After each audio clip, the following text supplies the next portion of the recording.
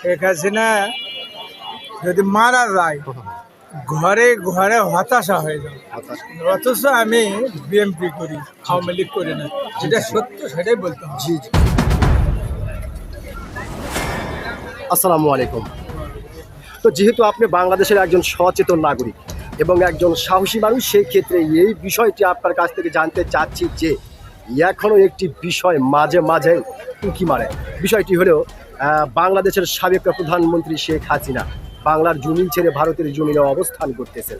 তো এই বিষয়কে কেন্দ্র করে বাংলাদেশের বিভিন্ন ধরনের মানুষ বিভিন্ন ধরনের কথা বলছেন শেখ হাসিনা কখনো কোনোদিন বাংলার মাটি তার পা রাখতে পারবেন না। আবার অনেকেই বলছে না, শেখ হাসিনা আসবে অচিরেই বাংলার মাটিতে বীরের বেশি। তো আপনার কাছ থেকে জানতে চাই আসলে উনি আসতে পারবেন? শেখ হাসিনা ছাড়া বাংলাদেশেও অচল। শেখ হাসিনা একজন সজ্ঞান ব্যক্তি। জি জি শেখ হাসিনা ছাড়া বাংলাদেশ চলতেই পারে না। জি জি জি।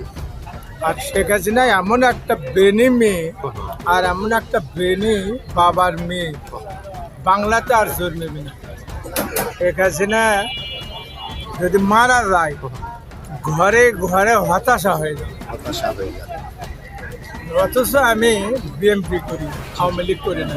যেটা সত্য সেটাই বলতে হবে। জি জি জি জি এখন তো বাংলাদেশের লোক বুঝতে পারতেছে জি দশাটা কিরকম। এখন তো বিএনপি আমরাই ক্ষমতা, জি জি জি তারপরে দশাটা কি। জি জি জি জি। আমরা তো সাধারণ কৃষক, সাপোর্ট করি, দল করি না, সাপোর্ট করি, ভোট দেই।